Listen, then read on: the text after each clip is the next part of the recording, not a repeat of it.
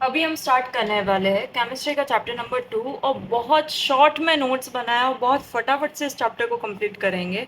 सबसे पहले मैटर दो तरह के होते हैं, प्योर और इम्प्योर सब्सटेंस। प्योर सब्सटेंस वो होते हैं जिसमें कोई भी तरह की इम्प्योरिटीज़ नहीं होती है।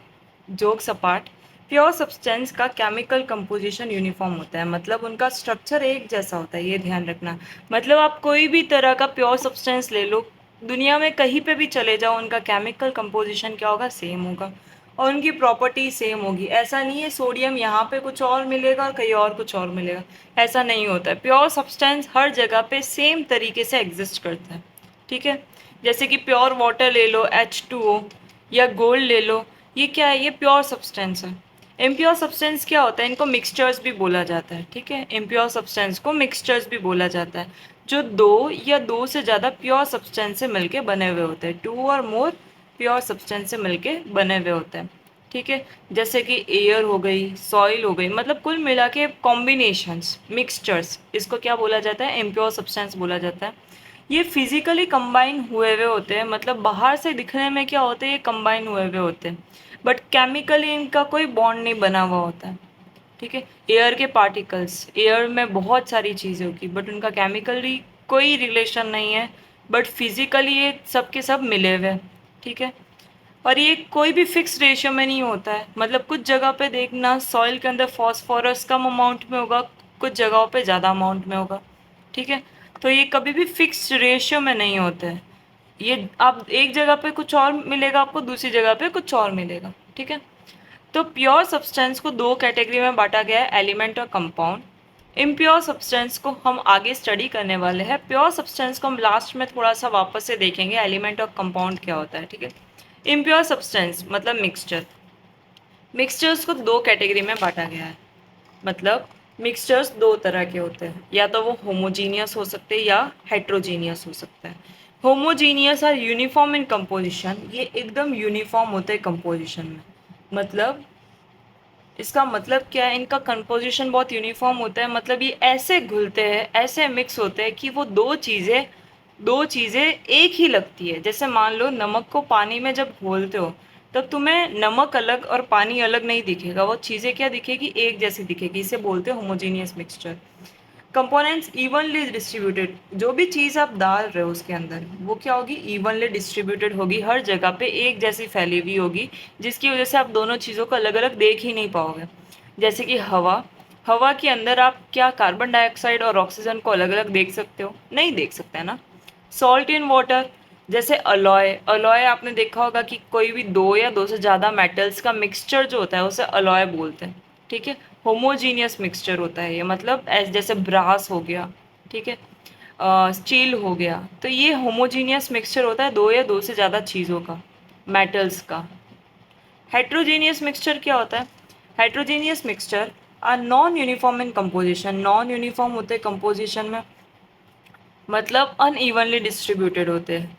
अनइवनली डिस्ट्रीब्यूटेड का मतलब है कि जो चीज़ आपने डाली है किसी चीज़ में, तो ये अलग अलग, ये दो चीज़ें एकदम अलग अलग दिखेगी। जैसे कि ऑयल के अंदर आपने पानी के अंदर ऑयल डाल दिया, तो आपको ऑयल अलग दिखेगा, पानी अलग दिखेगा।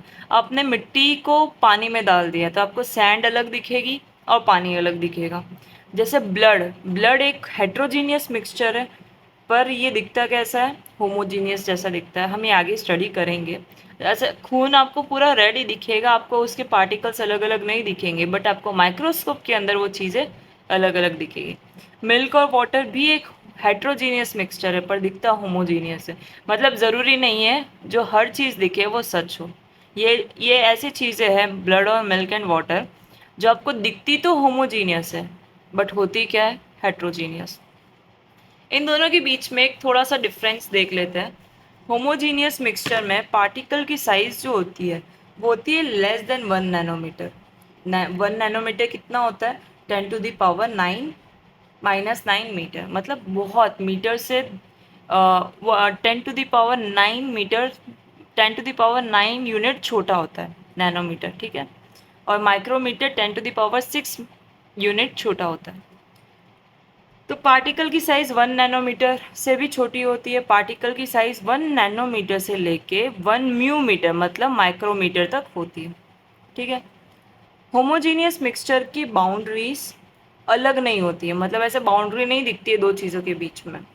बाउंड्रीज कांट बी सीन, आप बाउंड्री को अलग अलग नहीं देख सकते हो, पर जनरली दो या दो से ज़्यादा फेसेस आपको दिखते हैं हेट्रोजीनियस मिक्सचर में।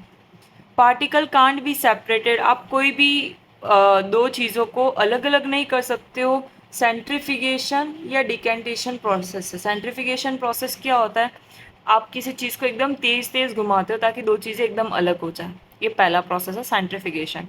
डिकेंटेशन, आप किसी चीज़ को थोड़े टाइम के लिए एक जगह पे छोड़ देते हो और फिर वो चीज़ें अलग हो जाती है। जैसे पानी और मिट्टी को डिकेंटेशन से अलग किया जा सकता है।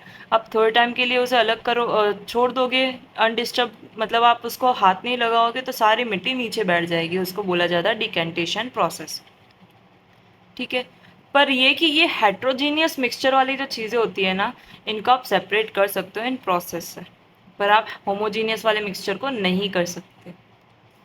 स्कैटरिंग ऑफ लाइट, अब हम दो कॉन्सेप्ट पढ़ेंगे छोटे छोटे से। पहला है स्कैटरिंग ऑफ लाइट। क्या है scattering of light? Scattering of light का मतलब होता है कि किसी एक पार्टिकल से लाइट जब टकराती है तो वो टकराने के बाद में लाइट की बीम अलग अलग डायरेक्शन में फैलने लगती है, इसको बोलते हैं स्कैटरिंग। स्कैटरिंग का मतलब होता है फैलना। ठीक है। स्कैटरिंग ऑफ लाइट एक ऐसा फिनोमिना है जिससे लाइट रेज डेविएट हो जाती है, मतलब अलग अलग डायरेक्शन में फैलने लग जाती है। स्ट्रेट पाथ में जाते जाते वो क्या करेगी, अलग अलग पाथ में फैलने लग जाएगी। क्यों फैलती है? क्योंकि वो एक ऑब्स्टिकल से हिट करती है, जैसे गैस का मॉलिक्यूल हो सकता है, डस्ट हो सकती है, कोई भी कारण से, कोई भी चीज़ से टकराने की वजह से ये स्कैटरिंग होती है। अब स्कैटरिंग जो होती है ना, उसका अमाउंट हो सकता है थोड़ा ज़्यादा हो, कभी कम हो। किस पे डिपेंड करता है? पहला होता है साइज़ पे डिपेंड करता है और लाइट की वेवलेंथ पे डिपेंड करता है, मतलब उस पार्टिकल की साइज़ कितनी है, पहली चीज़ वो। और दूसरी चीज़ वो जो लाइट की वेवलेंथ है, मतलब कौन से कलर की लाइट जाके हिट कर रही है, उस पर भी डिपेंड करता है। ठीक है। हो सकता है ग्रीन लाइट जा रही हो सकता है रेड लाइट। रेड लाइट है तो अलग वेवलेंथ की लाइट होती है और ग्रीन में अलग वेवलेंथ होती है, तो उसके हिसाब से स्कैटरिंग भी अलग अलग शो करता है। अब क्या होता है ना, कभी कभी टिंडल इफेक्ट शो होता है। टिंडल इफेक्ट क्या होता है? जब भी ये चीज़ टकराएगी, टकराने के बाद में अलग अलग डायरेक्शन में जाएगी, तो कभी कभी क्या होता है ना कि उस लाइट का पाथ विजिबल होता है। ये कब होता है? The Tyndall effect is a type of light scattering where a beam of light becomes visible. जो बीम होती है ना लाइट की, वो विजिबल होने लग जाती है।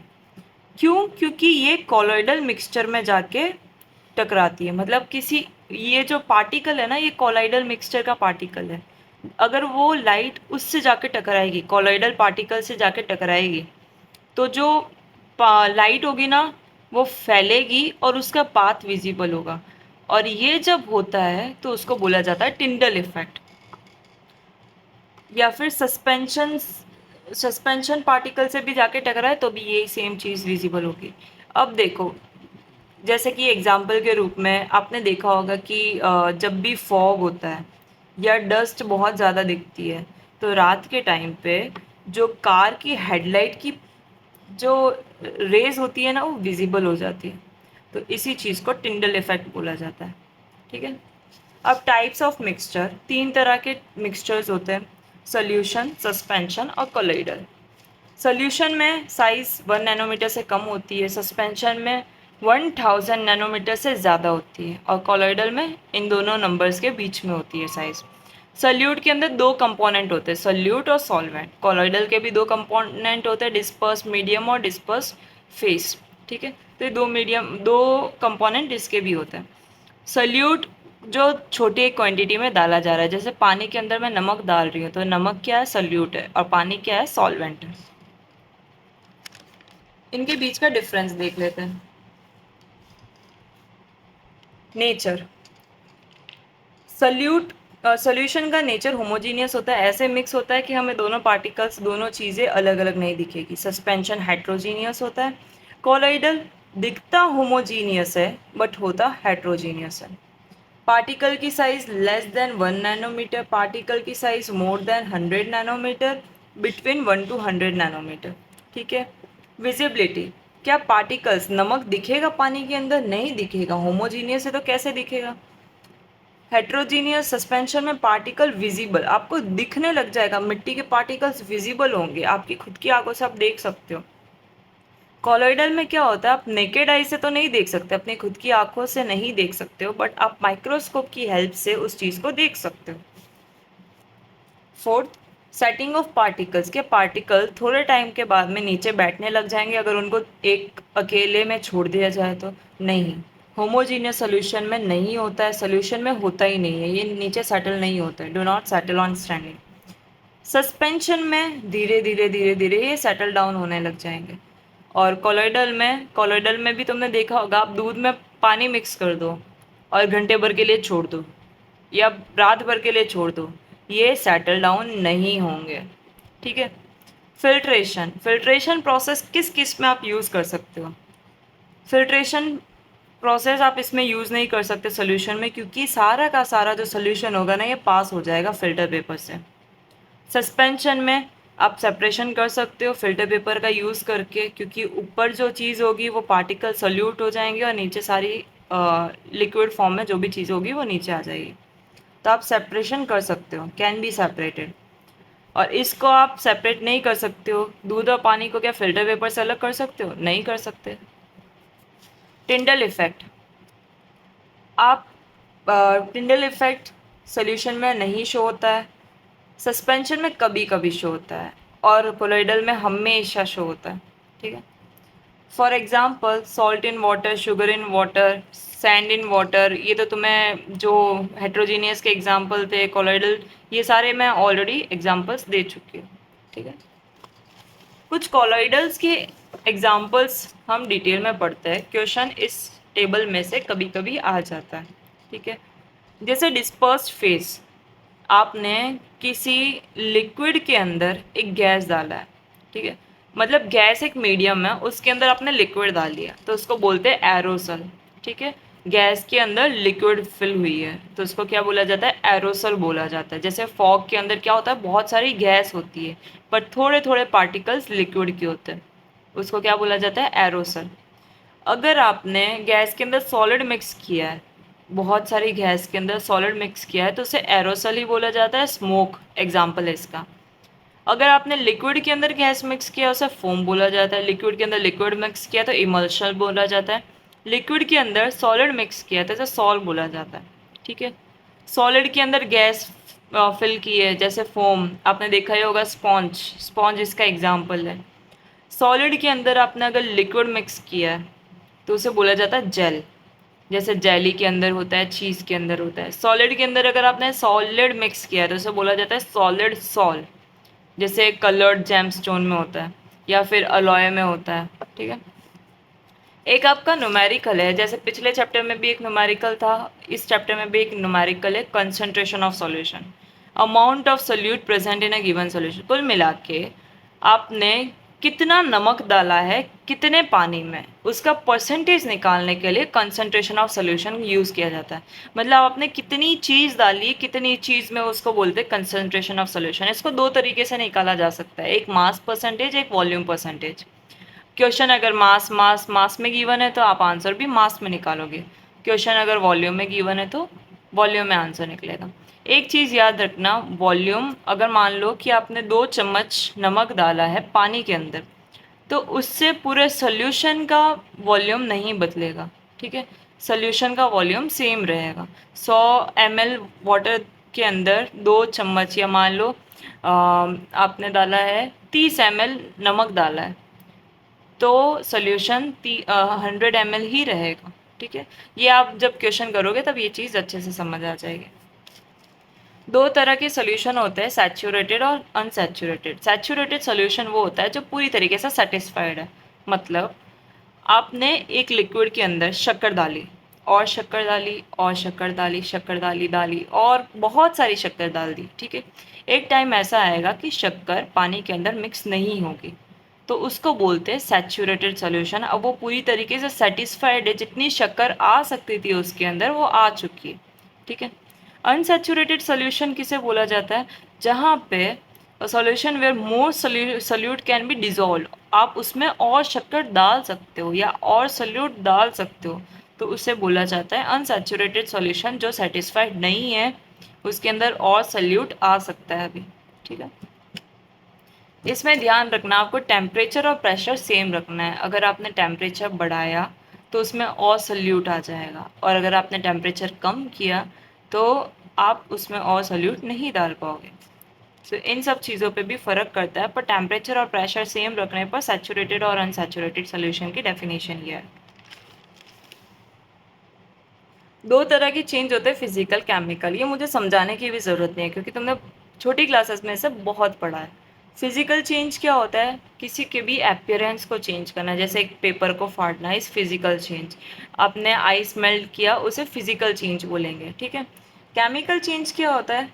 Chemical change is permanent change. एक ऐसा परमानेंट चेंज होता है जिससे एक न्यू सब्सटेंस बनता है और उसकी प्रॉपर्टी, केमिकल प्रॉपर्टी एकदम न्यू होती है। जैसे पेपर को बर्न करना, आपने यहाँ पे पेपर को जलाया है जिससे कार्बन डाइऑक्साइड रिलीज हुई है, ठीक है। तो इसको क्या बोला जाता है? Chemical change. Rusting of iron, burning of eggs, ये सारे केमिकल चेंज के एग्जाम्पल है। प्योर सब्सटेंस के दो टाइप्स देखे थे हमने, एलिमेंट और compound. This is the ending of chapter. Element और कंपाउंड पढ़ेंगे और बस फिर चैप्टर कंप्लीट है। एलिमेंट क्या होता है? एक pure substance that can not be broken down. एक प्योर सब्सटेंस जिसके आप टुकड़े नहीं कर सकते हो। जैसे मान लो मेरे हाथ में सोडियम है, मैं क्या करूँगी, उसके अगर मैं टुकड़े करूँगी ना तो भी मुझे सोडियम ही मिलेगा। उसका सबसे छोटा पार्टिकल भी ले लिया ना तो सोडियम ही मिलेगा मुझे, ठीक है। और आप उसके टुकड़े केमिकल मेथड से भी नहीं कर सकते हो। कोई भी केमिकल मेथड से भी आप उसके टुकड़े नहीं कर सकते हो। ये एक ही तरह के एटम से मिलके बना हुआ होता है। इसके अंदर तीन कैटेगरी आती है, मेटल, नॉन मेटल और मेटलॉइड, ठीक है। एग्जाम्पल के रूप में हाइड्रोजन ले लो, सोडियम ले लो, क्लोराइड, ऑक्सीजन, बहुत सारे एग्जाम्पल है। नाइट्रोजन हो गए, जो तुम्हारे 118 एलिमेंट्स है वो सारे के सारे इसी में आते हैं। मतलब पूरी पीरियोडिक टेबल प्योर सब्सटेंस होती है, वो भी सारे के सारे एलिमेंट हैं। कंपाउंड क्या होता है? कंपाउंड एक ऐसी चीज़ है जिसमें दो और मोर एलिमेंट कंबाइन होते हैं केमिकली। ये केमिकली कंबाइंड हो रहे हैं। ये इसको मिक्सचर क्यों नहीं बोल रहे? क्योंकि ये केमिकली कंबाइन हो रहे हैं। मिक्सचर कभी भी केमिकली कंबाइन नहीं होते, कंपाउंड केमिकली कंबाइन होते हैं। और इनका एक फिक्स रेशियो होता है, मिक्सचर्स का फिक्स रेशियो नहीं होता है, ठीक है। Properties of compound are different from its constituent element. देखो, हाइड्रोजन का नेचर कुछ और होगा, ऑक्सीजन का नेचर कुछ और होगा। दोनों ही गैस है पर कंबाइन होके एक वाटर बनती है। वाटर लिक्विड फॉर्म में होता है। ठीक वैसे ही Na मतलब सोडियम, क्लोराइड, ये दोनों ही बहुत जहरीली चीज़ है, बट इनको जब कंबाइन करते हैं तो बनता है सॉल्ट, जिसे हम रोज़ यूज़ करते हैं। तो इनकी जो प्रॉपर्टीज़ होती है ना, वो उनके एलिमेंट से अलग होती है। Properties of compound is different from element, different from element, ठीक है। इसको आप इसके टुकड़े कर सकते हो केमिकल मेथड्स का यूज़ करके। केमिकल मेथड्स का यूज़ करके आप क्या कर सकते हो? इसको ब्रोकन डाउन कर सकते हो। एग्जाम्पल वाटर हो गया, ये NaCl हो गया, ऐसे बहुत सारे एग्जाम्पल है जो आपको आगे भी स्टडी करना है। Here is the end of our chapter.